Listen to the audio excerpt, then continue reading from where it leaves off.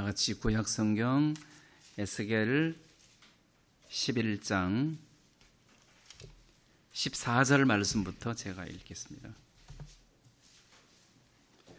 여호와의 말씀이 내게 임하여 가라사대 인자야 예루살렘 거민이 너의 형제 곧 너의 형제와 친족과 이스라엘 온 족속을 향하여 이르기를 너희는 여호와에게서 멀리 떠나라. 이 땅은 우리에게 주어 기업이 되게 하신 것이라 하였나니 그런즉 너는 말하기를 주 여호와의 말씀에 내가 비록 그들을 멀리 이방인 가운데로 쫓고 열방에 흩었으나 그들이 이런 열방에서 내가 잠깐 그들에게 성소가 되리라 하셨다 하고 너는 또 말하기를 주 여호와의 말씀에 내가 너희를 만민 가운데서 모으며 너희를 흩은 열방 가운데서 모아내고 이스라엘 땅으로 너희에게 주리라 하셨다 하라. 그들이 거리로 가서 그 가운데 모든 미운 물건과 가증한 것을 제하여 버릴지라.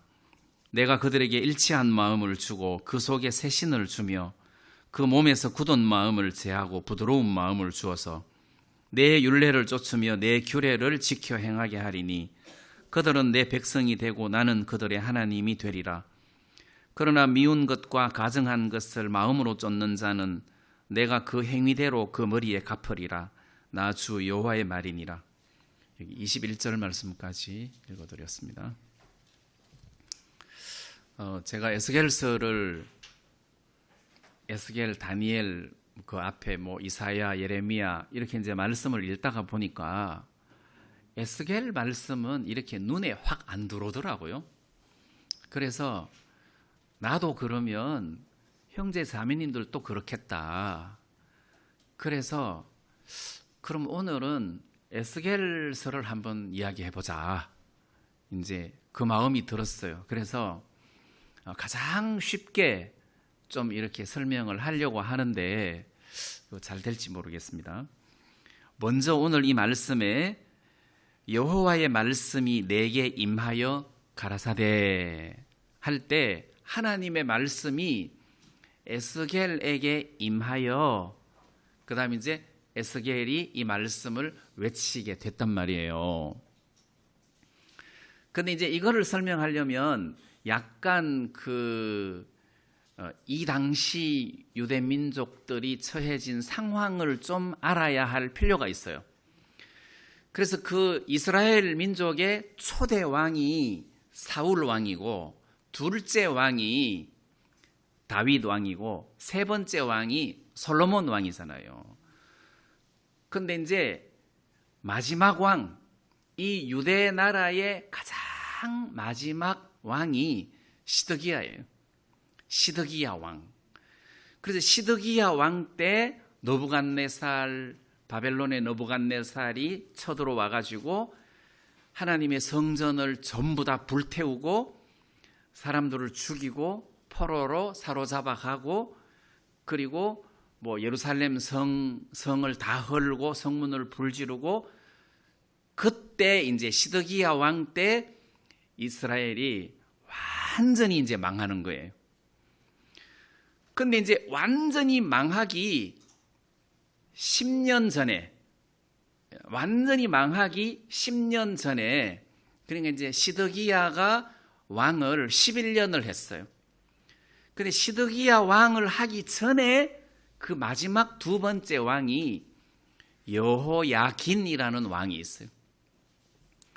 여호야긴이라는 이 왕이 마지막에서 두 번째 왕인데 3개월을 왕으로 통치했어요. 이 여호야긴이 왕으로 있을 때 느부갓네살 왕이 쳐들어온 거예요. 그러니까 이제 바벨론 느부갓네살 왕이 한 번 쳐들어와서 이스라엘을 박살낸 게 아니에요.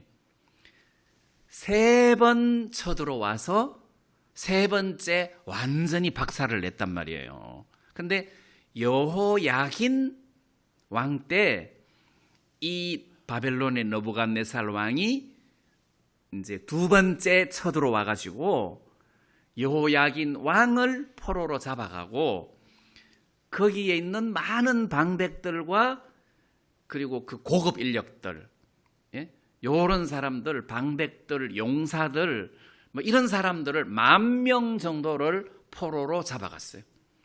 그러니까 이때 포로로 잡혀갈 때에 잡혀간 선지자가 에스겔 선지자예요. 에스겔도 같이 포로로 잡혀갔어요. 여기 2차고, 첫 번째가 이 여호야긴 바로 위에가 엘리야김, 여호야김이라는 왕이 있었어요. 그때 이제 김씨가 나오는데 여호야김 왕이 있었어요. 여호야김 왕 3년에 여호야김이 3년 됐을 때 바벨론의 느부갓네살 왕이 쳐들어와 가지고 사람들을 포로로 잡아가고 성전의 기물들을 빼앗아가고 이렇게 했단 말이에요. 그래서 이 터울이 한 10년 정도 돼요. 그때 1차로 이렇게 예루살렘 성전의 기명들을 빼앗아가고 사람들을 포로로 잡아갈 때 그때 같이 딸려갔던 선지자가 다니엘이에요. 그러니까 1차 때 다니엘이 끌려갔어요. 그럼 이쯤에 예루살렘의 예레미야 선지자가 항복해라. 그래서 하나님 말씀에 순종해라 하는데 안 하는 거야. 그래서 10년 후에 2차 느부갓네살 왕이 쳐들어와서 2차로 사람들을 포로로 잡아갔는데 그때 에스겔이 잡혀갔단 말이에요. 그리고 이 에스겔이 잡혀가고 난 이후에 10년 정도 그 예루살렘은 아직까지 성전이 멀쩡하게 있었고 성도 견고하고 사람들은 정상적으로 전에처럼 살 수 있었단 말이에요. 한 10년 정도. 근데 이 10년 기간 안에 에스겔이 바벨론으로 포로로 잡혀갔는데 사람들이 그 바벨론 왕이 이 사람들을 어디다 정착을 시켜야 되잖아요. 그래서 그 바벨론의 유프라테스 강 지류에 속하는 그발 강가에다가 유대 정착촌을 만들어 가지고 거기서 살게 한 거예요. 그러니까 말하자면 포로 수용소 같은 난민촌 같은 그런 촌을 만들어 갖고 거기서 살게 했어요. 그러니까 삶이 얼마나 열악하고 힘들고 어려웠겠어요. 그래서 포로로 잡혀간 지 5년쯤 됐을 때 하나님이 에스겔 선지자에게 나타나신 거예요.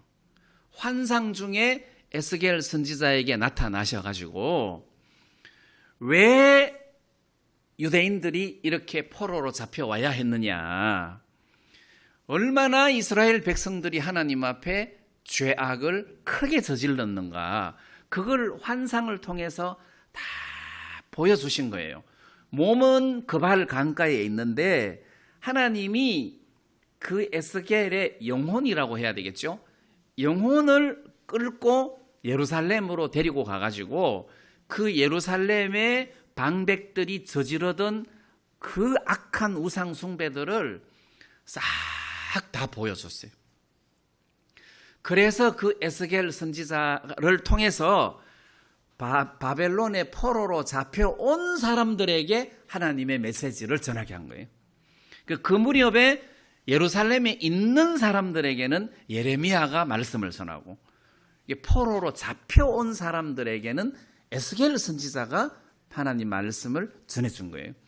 그리고 앞으로 이 유대 민족이 어떻게 될 것인가, 지금 남아있는 예루살렘 성 안에 있는 백성들이 앞으로 어떻게 될 것인가, 그리고 오랜 세월 후에 이 나라가 어떻게 될 것인가, 이런 것들을 하나님이 환상을 통해서 에스겔에게 싹 다 보여줬어요.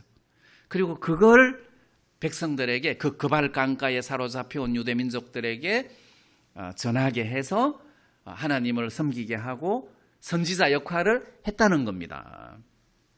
자, 그럼 이제 배경을 좀 이해할 수 있겠죠.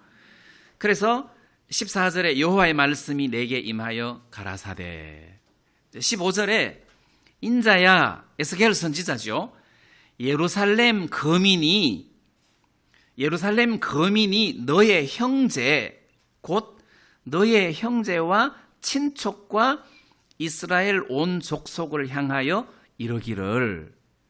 여기서 이제 잘 알아야 돼요. 예루살렘 거민이 그러면 지금 예루살렘에 남아있는 거민들을 말해요. 포로로 안 잡혀가고 남아있는 거민. 그 다음에 너의 형제 곧 너희 형제와 친족과 이스라엘 온 족속을 향하여, 이건 이제 포로로 잡혀간 사람들을 말해요. 포로로 잡혀간 사람에게 말하기를 너희는 여호와에게서 멀리 떠나라. 이 땅은 우리에게 주어 기업이 되게 하신 것이라 하였나니. 이 말은 지금 남아있는 유대인들이, 이스라엘 백성들이 포로로 잡혀간 사람들에게 말하기를 너희는 하나님에게서 멀리 떠나라. 지금 이 땅은 예루살렘 땅, 가나안 땅, 성전이 있는 그 땅은 하나님이 우리에게 기업으로 주셨다.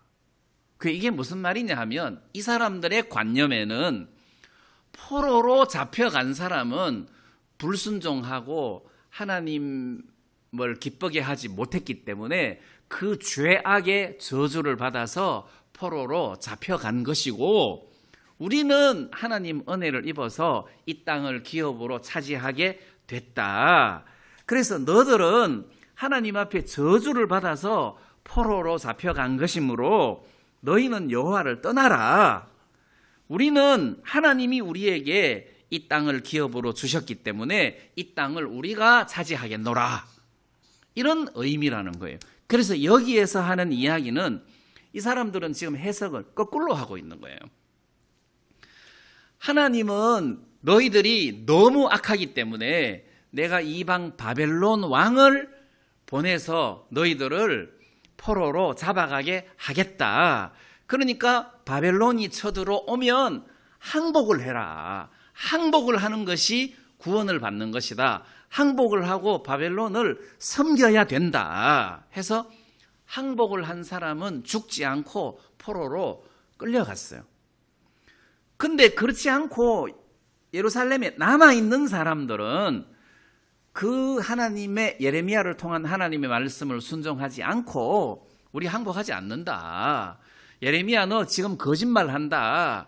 이 하나님의 도성 예루살렘은 절대 무너지지 않는다 하고 버틴 사람들이에요. 그래서 이 예루살렘 거민들이 거꾸로 항복하고 포로로 잡혀간 사람들을 하나님의 저주를 받은 사람 또는 하나님에게 버림을 받은 사람으로 해석을 하는 거예요. 그래서 지금 예루살렘 거민이 너의 형제와 친족과 이스라엘 온 족속을 향하여 이르기를 너희는 여호와에게서 멀리 떠나라. 이 땅은 우리에게 주어 기업이 되게 하신 것이다. 자, 이렇게 지금 고백을 하고 있는 거예요. 자, 그러면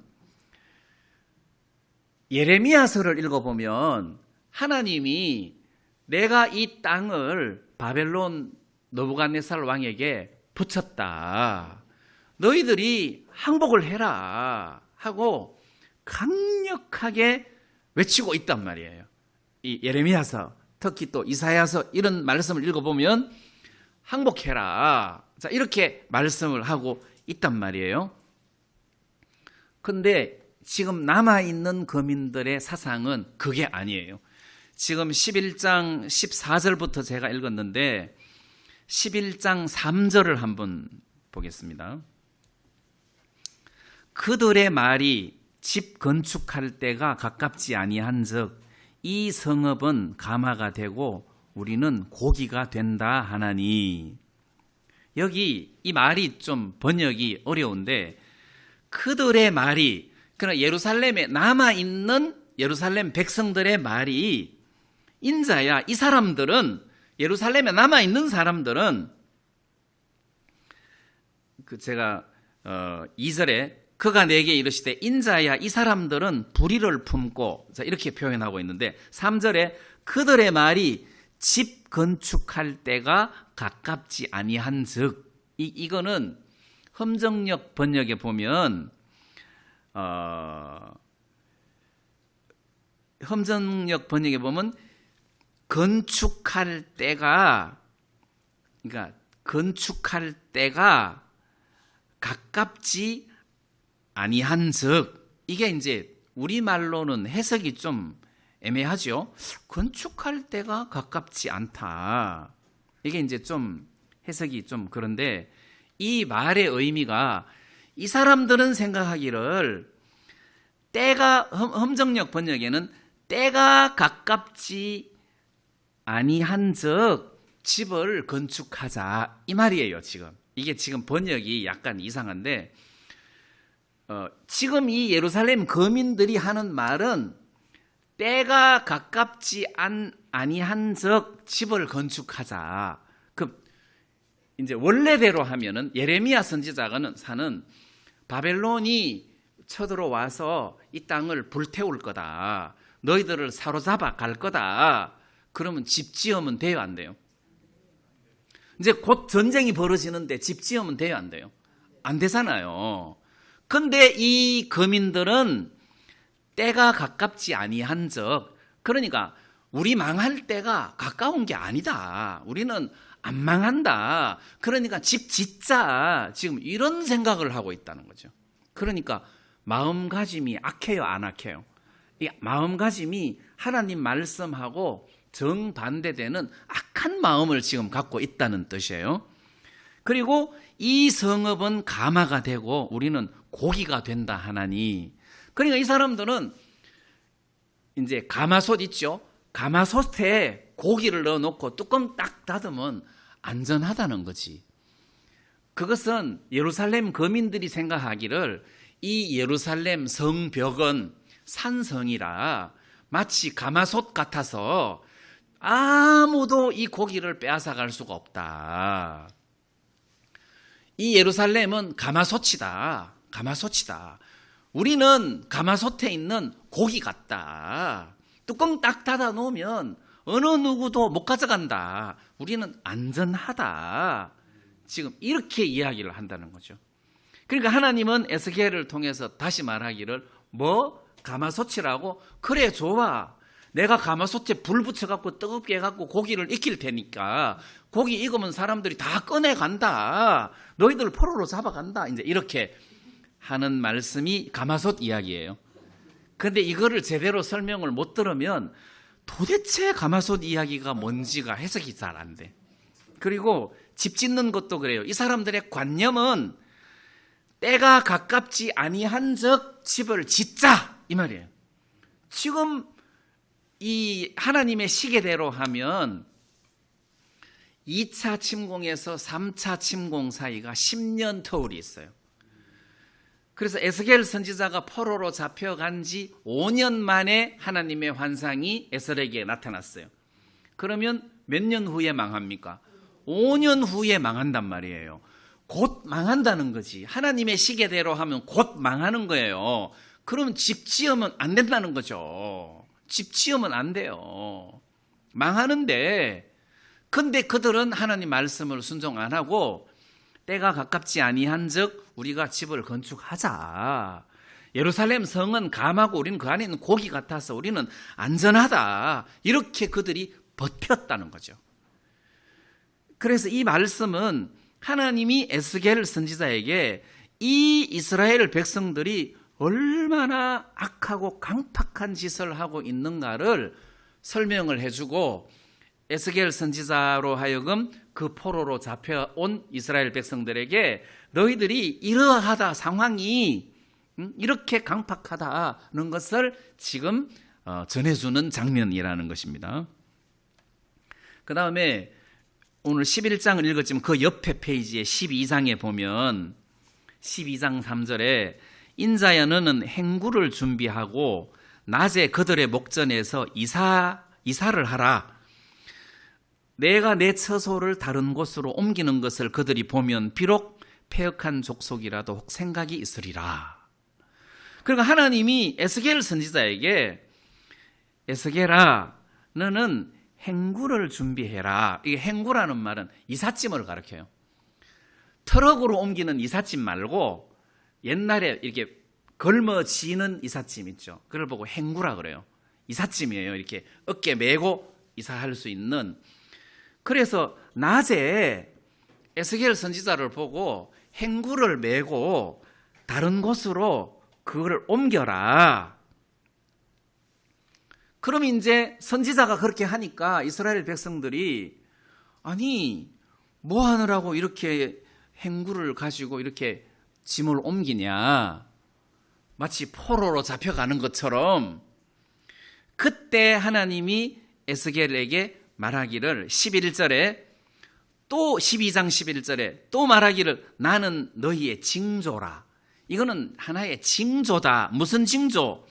내가 행한 대로 그들은 포로로 잡혀온 사람 말고 예루살렘에 있는 유대인들 그들이 당하여 사로잡혀 옮겨 갈지라. 그들이 이렇게 내가 이사하듯이 그들이 포로로 잡혀서 그 예루살렘에서 여기까지 끌려올 것을 지금 에스겔을 통해서 이야기를 하고 있단 말이에요. 그러니까 집을 지으면 되겠어요, 안 되겠어요? 집 지으면 안 된다는 거지. 그렇게 하나님의 말씀을 예레미야를 통해서 이야기를 함에도 불구하고 이스라엘 백성들은 거짓 선지자에게 속아가지고 우리는 안 망해. 하나님의 성전 있는 도성은 절대 망할 수가 없어 해서 이 유대인들의 관념에서는 이 하나님의 성전이 절대 무너지지 않는다고 생각을 했단 말이에요. 근데 그게 깨진 거잖아요. 5년 후에, 약 5년 후에 바벨론 느부갓네살 왕이 쳐들어가서 3차 침공 때 모든 것을 다 박살내고 불지르고 나머지를 포로로 잡아갔단 말입니다. 자, 그 상황을 지금 여기에서 이야기를 해주고, 그 다음에 이제 에스겔서 9장을 보면은 이마에 표를 하는 이야기가 나옵니다. 이마에 표하는 이야기. 자, 그 이야기는 무슨 이야기냐 하면은 하나님이 에스겔 선지자에게 그 예루살렘 거민들의 강팍한 모습을 보여줬어요. 하나님이 예레미야 선지자를 통해서 이 성이 죄악 가운데서 망한다, 망할 거다 하고 예언을 할 때에 그 하나님의 종의 메시지를 듣고 통회하고 우는 사람들, 거기 이제 9장 4절 말씀에 보면 예루살렘 성읍 중에 순행하여 그 가운데 행하는 모든 가증한 일로 인하여 탄식하며 우는 자의 이마에 표를 하라. 그러니까 하나님이 세마포 옷을 입고 서기관의 먹거럭을 찬 어떤 사람을 불러가지고, 이 이제 환상 중에 본 사람이기 때문에 우리가 천사로 보아야 될 겁니다. 그 사람을 불러서 그 먹그릇을 찬 세마포 입은 사람에게 예루살렘 성을 막 돌아다니면서 예루살렘의 죄악을 인하여 탄식하고 우는 사람들의 이마에 표시를 해라. 표시를 해라. 그리고는 그 예루살렘을 지키는 사람들, 날카로운 기계를 잡고 그 성을 지키는 사람들에게 그 성을 왔다 갔다 하면서 이마에 표가 없는 사람을 다 죽여라. 그래서 9장 6절에는 늙은 자와 젊은 자와 처녀와 어린아이와 부녀를 다 죽여라. 그런데 이마에 표 있는 사람에게는 가까이 하지 마라. 그러니까 결국 예루살렘 성이 3차 느부갓네살 바벨론 왕의 3차 침공 시에 진짜 이렇게 된 거예요. 많은 사람들이 죽임을 당하게 됐단 말이에요. 그래서 에스겔 선지자를 통해서 하나님이 앞으로 곧 될 일들을 이렇게 설명을 했어요. 그런데 하나님은 어느 시대든지 간에 그런 어떤 멸망, 어떤 저주의 시간에는 항상 피할 구원의 길을 열어놨어요. 그럼 이때에 이 유대인들 예루살렘에서 그들이 하나님의 저주에서 피할 수 있는 방법이 뭐냐 하면 항복하는 거예요. 그 바벨론 왕에게 항복하고 바벨론 왕을 섬기는 것이 그 당시에 하나님의 저주에서 벗어나는, 말하자면 구원을 받을 수 있는 길이었다는 거죠. 항상 그랬어요. 자, 그래서 여러분들이 구약 성경을 이렇게 읽어보면 하나님의 은혜로 그 심판에서 벗어나는 방법이 바로 예루살렘 있는 거민들이 바벨론 왕을 섬기는 거예요. 바벨론 왕을 섬기고 항복하는 거예요. 그래서 저는 이제 그 이스라엘 백성들이 망하는 장면을 읽으면서 이 교훈이 오늘 이 시대에 우리 교훈하고 어떤 연관성을 주냐. 그럼 이 당시에는 하나님이 바벨론 왕의 멍에를 메고 그를 섬겨라, 바벨론 왕에게 항복해라, 그러면 산다, 그랬단 말이에요. 또 광야 40년 이스라엘 백성들 생활 중에 노뱀에게 물렸을 때는, 불뱀에게 물렸을 때는 노뱀을 쳐다봐라, 그러면 산다, 이랬단 말이에요. 근데 여기 이제 이 예루살렘 거민들은 바벨론에게 항복해라, 그러면 산다, 그랬어요. 그럼 오늘 이 시대는 노뱀을 쳐다봐야 되는 것이 아니라 예수님을 쳐다보는 거예요. 오늘 이 시대에 우리가 하나님의 은혜를 입는 방법은 예수님을 쳐다보는 거예요. 그래서 그 스펄전의 구원 간증을 읽어보면 너무 재밌어요. 이 사람은 어려서부터 존 번연의 철로 역정을 많이 읽었어요. 그래서 철로 역정을 많이 읽었는데 이 사람은 자기가 내가 지금 구원을 받지 못했다, 나는 죄사함을 받지 못했다는 확신이 있었어. 죄사함을 못 받았어. 그 부모님이 굉장한 기독교 집안이고 그 아버지가 목사님이신가 그래요. 구원을 못 받았어. 그래서 청년이 됐을 때는 이 스펄전이 구원을 받기 위해서 큰 교회라는 큰 교회는 다 찾아다니는 거예요. 그래서 그 교회 가서 말씀을 들으면, 야, 저 목사님 진짜 말씀 잘 전하신다, 그거는 남는데 구원은 못 받는 거예요. 죄사함은 못 받는 거예요. 그래서 계속 옮겨 다니면서 큰 교회로 다니면서 말씀을 듣는 거예요. 그런데 어느 날 눈이 너무 많이 왔어. 눈이 너무 많이 와가지고 자기가 가고 싶은 큰 교회를 갈 수가 없어. 요즘 말하면 A동부터 시작해서 계속 이렇게 찾아다니는 거예요. 근데 눈이 많이 와가지고 자기가 가려고 했던 그 교회를 갈 수가 없었어요. 그래서 집 가까운 곳에 좀 초라한, 우리처럼 모인, 한 20여 명 모인 요런 교회를 갈 수밖에 없었어. 그 교회를 갔대잖아요. 거기를 갔는데 목사님도 안 계시고 어떤 구두 수선공 하시는 분인가 뭐 그런 좀 남루한 옷차림으로 빼짝 마른 사람이 딱 올라오더니 이사야 말씀을 읽더래. 땅 끝의 모든 백성과 땅 끝의 모든 백성아 나를 앙망하라. 그리하면 구원을 얻으리라. 이사야 45장 22절 말씀이에요. 땅 끝의 모든 백성아 나를 앙망하라. 그리하면 구원을 얻으리라. 이분이 설교하러 와가지고 이 말씀을 읽어놓고 계속 이 말만 하는 거예요. 계속 이 말만 하는 거예요. 모든 백성아 나를 앙망하라. 그리하면 구원을 얻으리라. 여러분, 앙망한다는 것은 대학 졸업할 필요가 없습니다. 그냥 바라보기만 하면 되는 겁니다. 앙망 바라보기 위해서는 실습할 필요도 없습니다. 바라보기 위해서는 힘들 일을 할 필요도 없습니다. 그냥 바라보기만 하면 됩니다. 바라보세요. 바라보세요.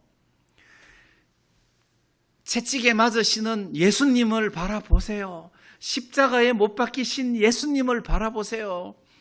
그리고 부활하신 예수님을 바라보세요. 하나님 우편에 앉으신 예수님을 바라보세요. 하더니 갑자기 스펄전이 제일 앞에 앉아갖고 구원을 못 받았으니까 얼마나 괴롭겠어요. 청년, 그러니까 깜짝 놀랐을 거 아니에요. 청년은 왜 그렇게 가련하게 보여? 예수 그리스도를 바라봐. 예수 그리스도를 바라보라고. 근데 그 말에 눈이 떨어진 거예요. 예수 그리스도를 바라보는데 그 존 번연의 그 순례자가 십자가를 바라보는데 자기가 짊어지고 있던 죄짐이 저절로 툭 끊어지면서 막 벼랑 끝으로 사라져 버리는 그게 자기에게 일어난 거예요. 예수님을 바라보았는데 그렇지 십자가에서 내 모든 죄가 다 해결됐구나 하는 확신이 스펄전에게 온 거예요. 그럼 오늘 이 시대에 우리가 은혜를 입는 건 뭡니까? 십자가를 바라보는 거예요. 여러분들의 문제가 뭡니까? 나를 바라본다는 거지. 맨날 나를 바라보는 거잖아요. 요즘 내가 성경을 많이 읽나 적게 읽나, 요즘 내가 전도 잘하나 못하나, 요즘 내가 경건하게 사나 못 사나, 요즘 내가 신령하나 안 신령하나, 내가 요즘 순종을 잘하나 안 하나. 나를 쳐다보느라고 은혜를 못 입는 거예요. 그런데 성경은 나를 쳐다보라고 안 하시고 십자가를 바라봐라, 주를 바라봐라, 예수님을 바라봐라, 나를 보지 마라, 나를 보지 마라. 왜 나를 바라보냐? 근데 우리 이 눈이 바라보기에 얼마나 좋아요. 눈이 손에 붙었으면 맨날 이러고 있을 거야. 나 보느라고. 예? 눈이 손에 붙었으면 이렇게 하나님 보려고 하면 힘들잖아요. 근데 눈이 얼굴에 붙었는데 이렇게 쳐다보면 되니까 하나님 바라보기에는 이 눈이 너무 잘 붙었어요. 정말 좋은 위치에 붙었어요. 발에 붙었다고 해봐요. 근데 우리가 주님을 바라봐야지 나를 바라보는 것은 의미가 없어요. 나를 바라보면 소망이 없어요.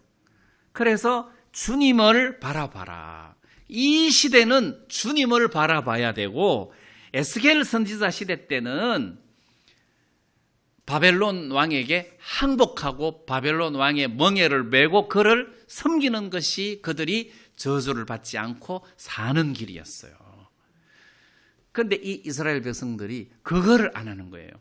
이 도성은 안 망한다, 절대 안 망한다, 이렇게 고집을 피우고 있다가 결국은 망하고 예루살렘 성전이 불타고 사람들이 포로로 잡혀가서 완전히 이제 멸망당한 그런 꼴이 돼버렸단 말이에요. 그래서 여기 15절 말씀은 하나님 말씀을 제대로 듣지 않고 자기 생각대로 하나님이 이 땅은 우리에게 기업으로 주신 것이기 때문에 안 망한다, 그러니까 우리가 여기서 집 짓고 이렇게 행복하게 살면 된다, 이런 논리를 갖고 있기 때문에 이들은 처음부터 끝까지 하나님 음성을 불순종하는 백성들이었다는 것입니다. 그래서 우리는 이제 이 하나님 말씀 앞에서 주님을 바라보자, 주님을 바라보는 것이 해답이다. 그래서 어떤 목사님은 내가 나를 바라보면 과연 나 같은 사람이 구원을 받을 수 있을까? 이런 생각이 든다. 내가 나를 바라보면, 근데 주님을 바라보면 내가 어떻게 구원을 안 받을 수 있겠나? 그런 생각이 든다. 이렇게 간증하신 것을 보면 내 연약함보다도 주의 은혜가 훨씬 더 크다는 것을 의미하는 거예요. 그래서 여러분들이 죄 문제뿐만 아니라 모든 삶 속에서 은혜 입는 것도 주님을 바라보는 것에서부터 시작되는 것이지 내게 해답이 있는 것이 절대 아니라는 것을 기억하셨으면 좋겠습니다. 그 다음에 이제 이 에스겔 11장 16절 말씀에 그런즉 너는 말하기를 주 여호와의 말씀에 내가 비록 그들을 멀리 이방인 가운데 쫓고 열방에 흩었으나 그들이 이런 열방에서 내가 잠깐 그들에게 성소가 되리라 하셨다. 내가 그들에게 성소가 되리라 이랬단 말이에요. 이거는 굉장히 나는 이 말씀이 너무 은혜로운 거예요. 내가 그들을 비록 멀리 이방 가운데로 쫓고 열방에 흩었으나 그렇지만 그들 가운데서 내가 성소가 되겠다. 자, 이스라엘 백성들은 성소 없이 못 살잖아요. 근데 예루살렘 성전이 불타고 없어졌고 바벨론으로 포로 잡혀왔는데 눈에 보이지 않는 성신, 성령의 하나님으로서 그들 가운데 계시면서 그들 가운데 보호자가 되신 거예요. 성소가 되신 거예요. 그래서 에스겔에게 하나님이 나타나셔서 그 포로 백성들에게 하나님의 말씀을 전해주신 거 아니에요. 그러면 그 포로로 잡혀온 그발 강가에 있는 유대인들이 에스겔의 말씀을 듣고 5년 후에 예루살렘에서 포로로 잡혀오는 거야, 사람들이. 그러면 이 사람들이 어떻게 생각하겠어요? 과연 에스겔 선지자 말씀이 맞았구나. 그게 정말 하나님의 말씀이구나 하는 것을 알 거 아니에요. 그들이 거기에서 하나님을 다시 발견하게 된단 말입니다. 하나님이 포로로 잡혀간 그발 강가에 있는 유대 정착촌 그 가운데 하나님의 그 영으로서 성소로 하나님이 거기 존재하셨단 말이에요. 그래서 에스겔에게 나타나셨고 다니엘에게도 나타나셔서 하나님이 여러분들 다니엘서를 읽어보면 느부갓네살 왕이 꿈을 꿨는데 뭐 그런 이야기 나오잖아요. 그 느부갓네살이 다니엘을 포로로 잡아온 거예요. 그 느부갓네살 왕이 2차 때도 예루살렘을 침공해서 사람들을 10,000명을 포로로 잡아오고 3차 때 또 올라와 가지고 예루살렘을 박살내고 또 포로로 잡아온 왕이란 말이에요. 자, 근데 하나님이 포로로 잡혀간 그들에게 내가 잠깐 성소가 되리라. 잠깐 그들에게 성소가 되리라. 이 말은 떠나지 않겠다는 거지. 비록 저주를 받아서 포로로 잡혀갔고 흩어졌지만 내가 너희들 중에 함께 있겠다 했으니까 이건 진짜 하나님의 은혜잖아요. 내가 그들 가운데 성소가 되겠다. 자, 여기서 성소 이야기가 나와서 제가 이 말씀을 읽었습니다. 성소. 유대인들에게 있어서 성소라는 것은 굉장히 귀한 거예요. 에스겔서 24장에 보면 하나님이 에스겔 선지자에게 네 눈에 진짜 귀한 것을 내가 빼앗을 테니까 너는 슬퍼하거나 울지 말아라. 그래서 에스겔 선지자가 네, 알겠습니다 했더니 저녁에 아내가 죽은 거예요. 그러니까 네 눈에 진짜 귀한 것이 있는데 그것은 아내인 거예요. 그래서 아내가 죽었어요. 그래 이스라엘 백성들이 이게 무슨 예표냐. 하나님이 나에게 네 눈에 기뻐하는 것을 한번 쳐서 빼앗으리니 너는 슬퍼하거나 울거나 눈물을 흘리거나 하지 말라 해서 내가 울지 않는다. 왜 그러냐? 그래서 에스겔 24장 21절에 보니까 너는 이스라엘 족속에게 이르기를 주 여호와의 말씀에 내 성소는 너희 세력의 영광이요 너희 눈의 기쁨이요 너희 마음의 아낌이 되거니와. 내가 더럽힐 것이며. 그러니까 이 예루살렘 성전을 말하는 거예요. 유대인들에게서 예루살렘 성전, 그 성소는 너희 세력의 영광이요. 세력은 권세라는 거예요. 이 영광, 이 세력의 영광이요. 다른 번역은 권세의 자랑이요. 이렇게 했어요. 권세의 자랑이다. 그런 유대인들에게 있어서 우리는 하나님의 성전이 있다. 우리는 하나님의 성전이 있다. 이 자랑이에요. 근데 그냥 자랑이 아니고 권세가 있다는 거지. 이 하나님의 성전에 전능하신 하나님이 살아계셔서 우리를 돕고 계신다. 전능하신 하나님이 이 성전에 살아계셔서 우리를 돕고 계신다 해서 유대인들에게 있어서 성소는 자랑이라는 거지. 돈 값어치의 자랑이 아니고 권세의 자랑이라는 거예요. 그리고 너희 눈에 기쁨이요. 와, 우리는 성전이 있다. 우리는 성전이 있다. 이게 그들의 기쁨이라는 거지. 왜 여러분들이 이제 경제적으로 우리는 그래도 집이 있어. 그리고 땅이 5,000평 있어. 빌딩이 있어. 이런 것이 기쁨이 될 수 있잖아요. 어떤 재산이 기쁨이 될 수 있잖아요. 그런데 유대인들에게 있어서 성소는 성소를 쳐다볼 때 기쁜 거예요. 하나님의 성전을 볼 때 기쁜 거예요.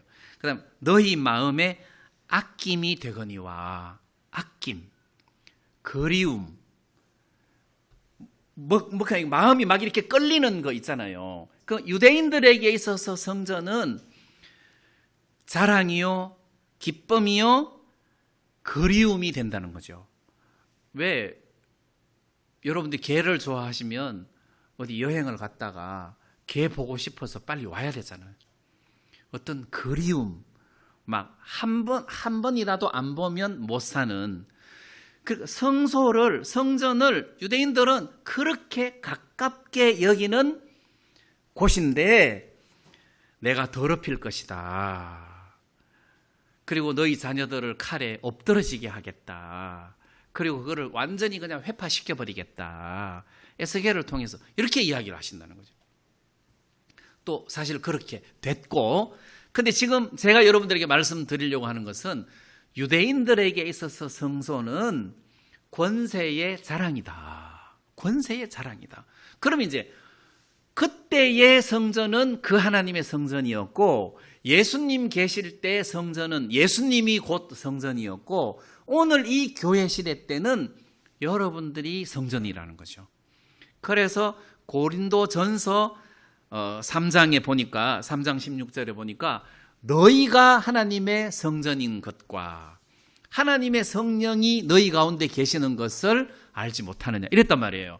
너희가 하나님의 성전인 것과 했으니까 이 교회가 오늘 이 시대에 하나님의 성전이다. 또는 내 마음에 하나님의 성령이 살아계시니까 내 마음이 하나님의 성전이다. 이렇게 볼 수 있는데, 그렇다면 이 성전이 권세의 자랑이라는 거죠.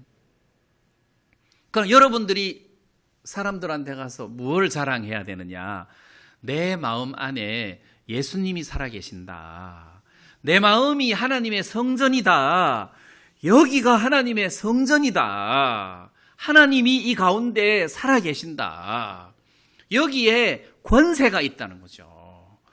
여기에 권세가 있는데 마귀를 한번 불러와 봐라. 마귀가 그 이름만 들어도 벌벌 떠는 예수 그리스도의 권세가 여기 있다. 그래서 권세의 자랑이다. 그러니까 유대인들이 성전 그러면은 성전을 어떤 사모하는 그 뜨거운 마음이 있어요. 특히 시편에 다윗이 가진 성전을 향한 뜨거운 마음을 시편을 통해서 발견할 수 있는데, 그런 아름다운 귀한 사모하는 그 성전이 바로 오늘 여기에 있고 우리가 하나님이 거하시는 성전이라는 거예요. 그래서 우리가 하나님의 음성을 듣기 위해서 멀리 갈 필요가 없잖아요. 내 안에 예수님이 살아계시는데 내 안에 살아계시는 이 예수님을 자랑하고 이 예수님을 기뻐하고 이 예수님을 바라보는 것이 그게 어려운 것이 아닌데 우리는 내 안에 살아계시는 예수님을 바라보는 것보다 이 영광스러운 주님을 바라보는 것보다는 내 형편을 바라보는 것이 더 크다는 거죠. 그 다음에 솔로몬이 성전을 지었어요. 솔로몬이 성전을 짓고 난 다음에 하나님 앞에 낙성식 제사를 드릴 때 그때 솔로몬 성전 안에 하나님의 영광이 가득했어요. 하나님 영광이. 그래서 하나님의 영광이라는, 그러니까 하나님이 거기 계셨다 이 말이 아니겠어요? 하나님의 영광이 가득했어요. 그런데 오늘 읽었더니 11장 에스겔 11장 23절을 한번 봐보세요. 11장 23절 여호와의 영광이 성읍 중에서부터 올라가서 성읍 동편산에 머물고, 이 말씀을 한번 보세요. 여호와의 영광이 성읍 중에서부터 올라가서 이제 떠난 거예요. 성읍에서 떠나가지고 성읍 동편산에, 이 감람산이에요. 성읍 동편, 예루살렘 성 동쪽에 산이 있으면 감람산밖에 없어요. 감람산에 머물고 하나님의 영광이 예루살렘을 떠난 거예요. 그런데 유다인들은 때가 가깝지 아니한 적 집을 짓자, 예루살렘은 감하고 우리는 고기다, 이렇게 강팍하게 생각을 하고 있으니까 지금 하나님의 영광이 예루살렘을 떠났는데, 그래서 사람들은 감람산에 머물다가 하나님 영광이 어디로 갔냐, 뭐 바벨론으로 그랄 강가로 갔다는 사람도 있고, 뭐 하늘로 갔다는 사람도 있고, 뭐 감람산에 계신다는 말도 있고 한데, 뭐 그거는 의미가 없고, 지금 하나님의 영광이 어디 계시냐, 이 교회에 계신다는 거죠. 지금 하나님의 영광이 바로 여러분들 마음에 살아계시고 바로 이 교회 가운데 있다는 것입니다. 하나님의 영광이 이제 멀리 따로 있는 것이 아니라 이 참된 성전 안에 하나님의 영광이 계신다는 거죠. 그러니까 우리가 구원을 받아서 우리가 하나님의 성전인 것과 우리가 예수님을 우리 마음속에 모시고 산다는 그 자체가 얼마나 큰 은혜인지를 생각할 수 있는 그런 말씀이라는 것이죠. 그런 부분에서 하나님 앞에 너무 감사했고, 그 다음에 에스겔 11장 읽었던 본문 중에 좀 띄어서 19절, 그 앞에 거는 다 해석이 될 거고요. 19절, 내가 그들에게 일치한 마음을 주고 그 속에 새 신을 주며 그 몸에서 굳은 마음을 제하고 부드러운 마음을 주어서, 이 19절에 보면 주고 주며 주어서 그렇게 율례를 쫓게 하고 하나님을 섬기게 한다는 거죠. 자, 세 번 나옵니다. 한 절에 주고 주며 주어서. 그러니까 하나님이 우리에게 주어서 하게 하고 주어서 하게 하고 주어서 하게 하는 것이지 생으로 우리 보고 뭘 하라고 하지 않는다는 거예요. 하나님은 우리 보고 빚내서 해라 이렇게 안 한다. 주고 하라고 하지 빚내서 해라 이렇게 안 하신다는 거죠. 자, 우리는 여기에서 하나님이 일치한 마음을 주고 한 마음이 되게 하신다는 거죠. 나는 이게 너무 감사해요.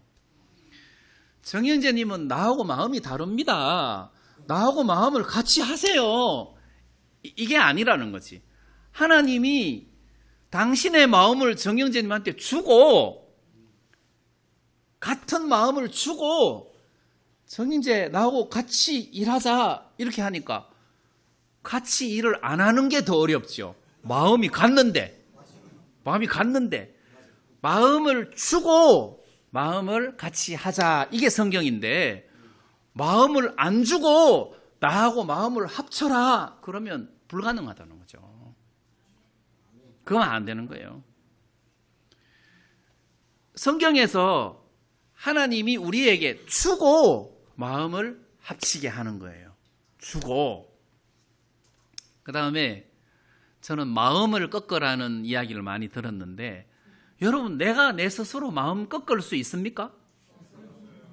그래서 어떤 분이 나한테 내가 마음 꺾고 나니까 은혜를 많이, 그거 마음 꺾은 거 아닙니다. 자기가 꺾은 거는 꺾은 거 아닙니다. 하나님이 꺾어 주어야 꺾는 것이, 내가 어떻게 마음을 꺾습니까? 하나님이 꺾어 줘야 되고, 그죠? 하나님이 같은 마음을 줘야 되는 거예요. 마음도 같은 마음을 줘야 되는 거예요. 뭐든지 하나님이 우리들이 그거를 주어서 순종하게 할 수 있는 것이지, 나보고 생으로 하라고 해서 할 수 있는 세계가 아니라는, 신앙은. 여러분, 우리가 어떻게 하나님을 순종하고 섬길 수 있겠습니까? 하나님에게 은혜가 와서 그 능력으로 내가 하나님을 섬기는 것이 바람직하다는 거예요. 그래서 삭개오가 부자인데 재산 절반을 팔아서 가난한 사람들에게 나누어 주는 모습을 보면서, 누가 시켜서 한 거 아니잖아요. 자연스럽게 그 마음이 일어나서 그런 행동을 하게 됐단 말이에요.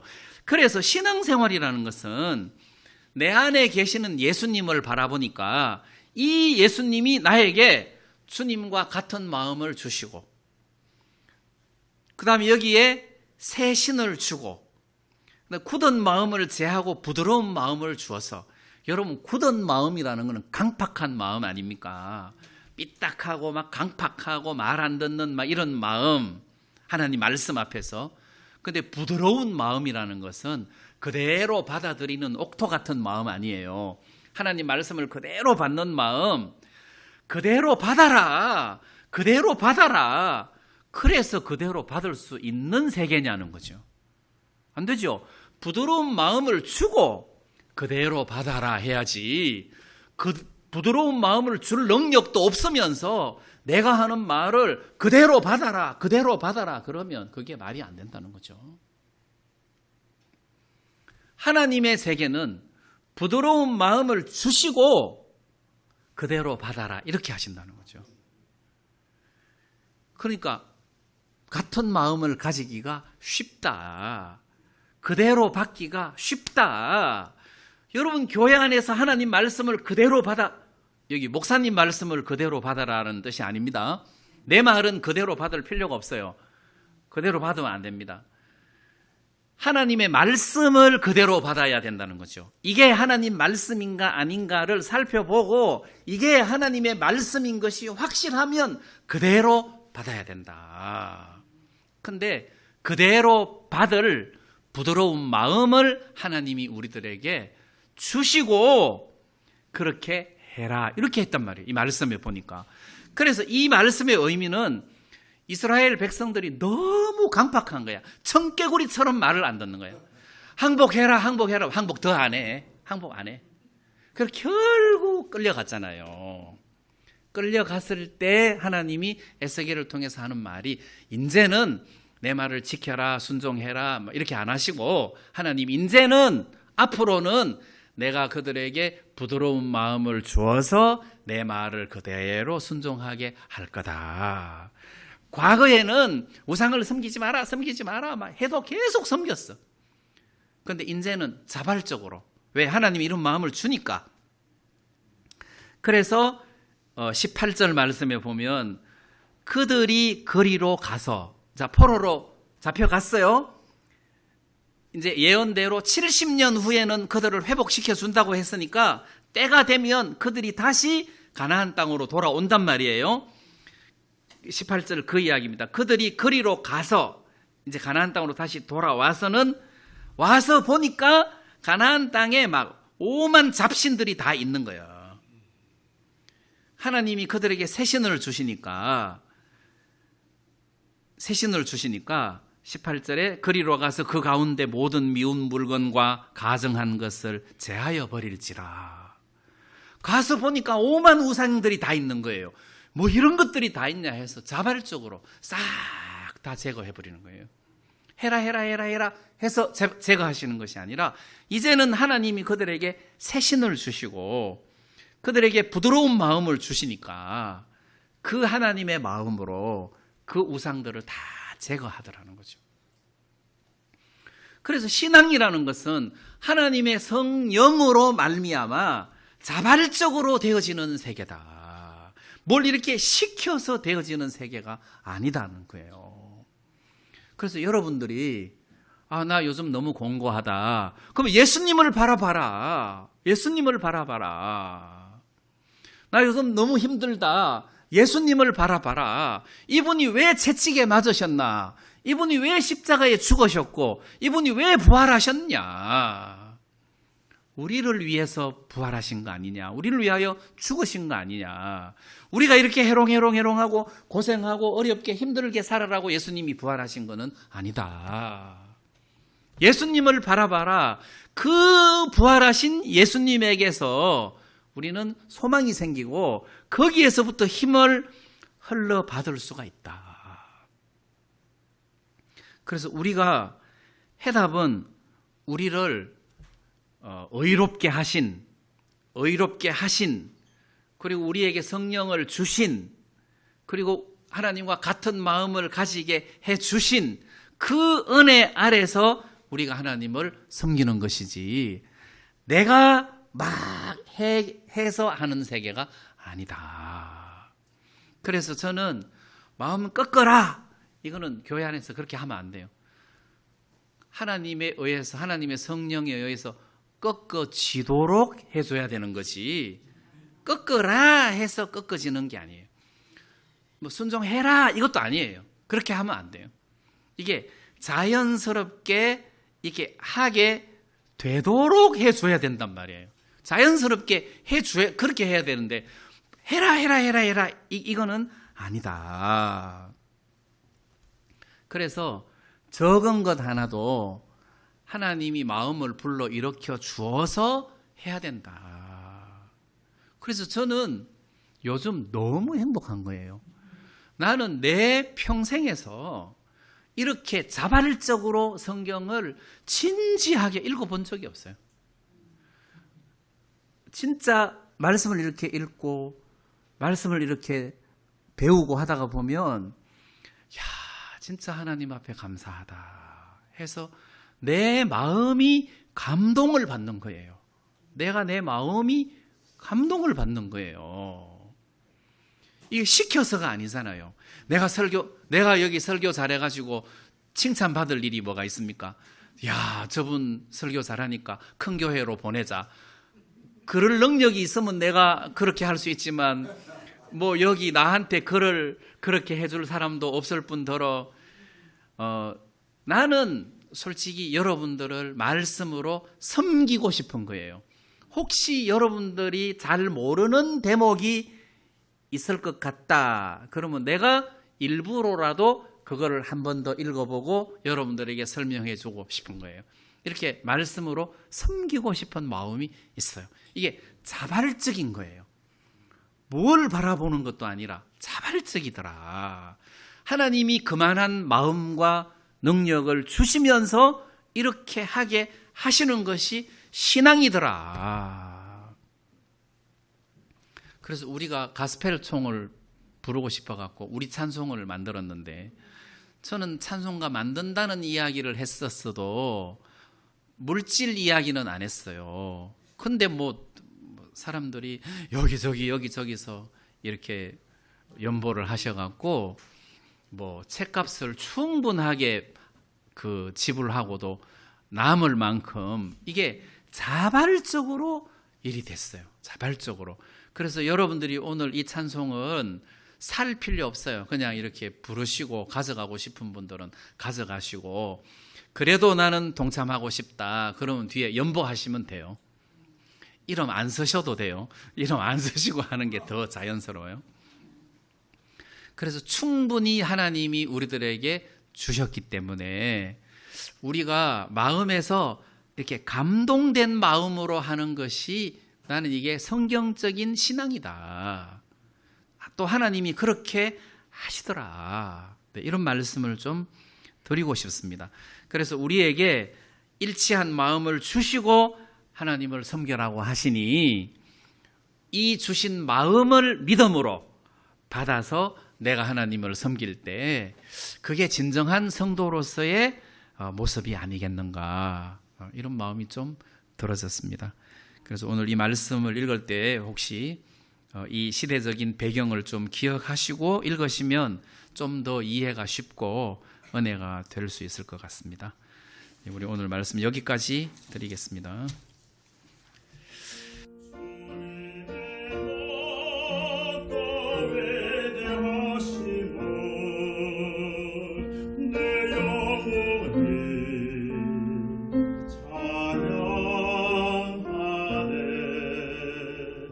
주님의